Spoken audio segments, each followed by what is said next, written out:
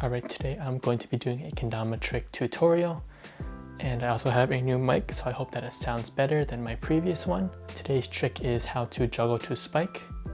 I know that there are a lot of kendama tutorials on how to juggle to spike, but for me, this method that I'm using right now makes it easier for me to juggle to spike more consistently, and so I thought I'd teach it to you guys. The basics of the trick is you throw the tama up first, then the ken one time.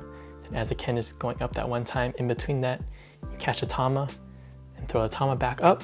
And as the ken's rotating, the tama should be falling and you should catch it onto spike like that. So here's a quick example. So first off, what I see in most juggle to spike tutorials is that they do an inward pull on the tama. So the tama hole goes inward and faces up. Then as you're throwing the ken and catching the tama again, it goes from the hole facing up, back down. Here's an example.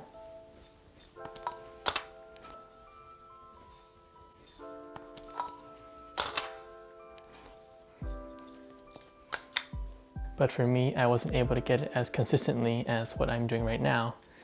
And so what I'm doing is I'm pulling the tama straight up like a normal spike, like that.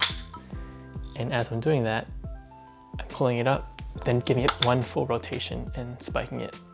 Instead of that half rotation, I'm doing a full rotation. It makes it a little easier and it just gives me a better feel for the tama. It's more of a natural motion for me, and maybe it is for you too. But you can also try this as well. So, like I said, so pulling it straight up like a normal spike, the hole is facing down, and then as you're throwing the ken, and doing another full rotation on the tama and then spiking it.